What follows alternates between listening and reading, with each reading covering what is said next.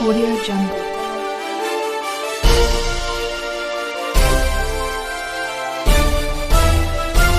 Audio Jungle. Bundelkhand के मशहूर समाजसेवी संदीप सरावगी इन दिनों स्वयं ही समस्याओं में घिरे हुए हैं। इस वक्त उनके ऊपर झांसी के ज़िला प्रशासन के द्वारा 10 गुना स्टैंप ड्यूटी लगाकर उनको ज़बरन परेशान किया जा रहा है। आज इस संबंध में हज़ारों की संख्या में लोगों ने नई तहसील परिसर पहुंचकर विरोध जताया। वहीं संदीप सरावगी ने बताया कि उनके दुश्मन जो उनसे दुश्मनी रखते हैं या उनकी समाज सेवा से जलते हैं, वो सब लोग कूट रचित राजनीति के तहत उनको बदनाम करने की और परेशान करने की कोशिश कर रहे हैं। लेकिन उन्होंने कहा कि उनके ये इरादे कभी सफल नहीं होंगे, क्योंकि मैं हमेशा समाज सेवा करता रहूँगा। संदीप सरावगी ने बताया कि उन्होंने कृषि योग्य एक 9000 स्क्वायर फीट ज़मीन खरीदी थी, जिसे षड्यंत्र के तहत 90,000 स्क्वायर फीट कर दिया गया। साथ ही 10 गुना उसकी स्टैंप ड्यूटी लगा दी गई।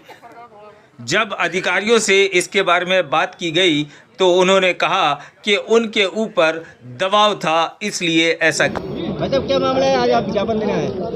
ज्ञापन देने हम भाई साहब इसलिए आए हैं कि आज हमारे संजीव जी आए हुए थे यहाँ पे, राजस्व विभाग के संजीव मित्तल जी, उनके लिए ज्ञापन देने जी आए हैं कि माननीय हमारे यहाँ के एडीएम साहब अक्षय व चौहान, राम अक्षय व चौहान, उन्होंने 9000 फुट ज़मीन हमने खरीदी एक गांव में खेती के लिए, उसमें उन्होंने 90,000 करके हम पे पेनल्टी लगा दी।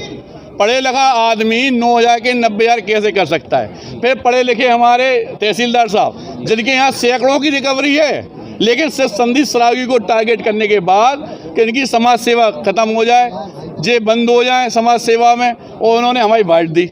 लेकिन हम उनसे सिर्फ इतना सा पूछना चाहते हैं कि जिस सरकार में माननीय अपने मोदी जी के रहते हुए, प्रधानमंत्री रहते हुए, हम लोग उन्हें भगवान की तरह पूछते हैं, हमारे मुख्यमंत्री योगी आदित्यनाथ की वजह से हम लोग अपने आप को सुरक्षित महसूस करते हैं। ऐसे में ये 3-4 तथाकथित लोग, एडीएम साहब, हमारे तहसीलदार साहब क्या चाहते हैं? हमारी ज़िंदगी ख़राब करना, हमारा शोषण करना, हमारी मौत चाहते हैं? क्या चाहते हैं? 3 दिन तक हमारे यहाँ जो खाना नहीं बना, मम्मी पापा रोए, उसके लिए मैंने आज झांसी वासियों से कहा था कि हमें ज्ञापन देना करना, जिसमें हमारे गुरुदेव, हमारी मातृ शक्ति, हमारी बहनें, हमारे टीचर्स, हमारे संस्कार भारती, सहकार भारती, हमारे हिंदू महासभा से सारे लोग यहाँ पे उपस्थित हैं। और ये तो कम है, हो सकता है झांसी के घर घर से एक आदमी निकल के आए, क्योंकि ये शोषण व्यापारियों का शोषण है।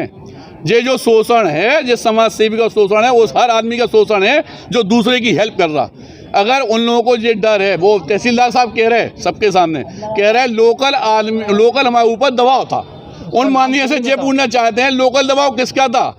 और अगर उन्होंने 90,000 फुट ज़मीन की तो 81,000 घर से दे रहे, या किस बात का हम ऊपर ब्लेम लगा रहे? जो हमने गलत काम किया ही नहीं, उसको तथ्य रखते हुए लाखों की रिकवरी हमारे ऊपर कुर्की के आदेश किस वजह से दिए जा रहे हैं? सिर्फ इस बात का ज्ञापन देने के लिए आया हूँ, क्योंकि जो शोषण आज मेरा हो रहा है, ये हमारे भाई बहन, हमारे व्यापारी किसी का भी ना हो, क्योंकि इस तरह के ब्लेम लगाना गलत है। सबसे पहले रजिस्ट्रार से पूछा था कितने की रजिस्ट्री, उसने बताया इतने की, अपन स्टाम्प देते। उसके बाद एक प्रक्रिया है कि स्टाम्प ड्यूटी इन पर बढ़ा दी जाए।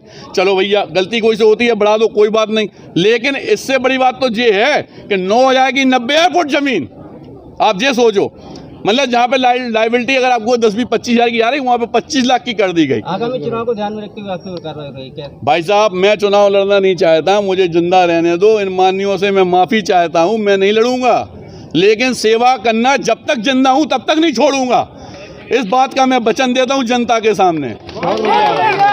आप नहीं, मैं ये जो भ्रष्ट, जो गड़बड़ी कर रहे हैं, जो चूक कर रहे हैं, जैसे तहसीलदार, अपर कलेक्टर इत्यादि, इनके खिलाफ मैं ईंट से ईंट बजा दूंगा। जय जय श्री राम।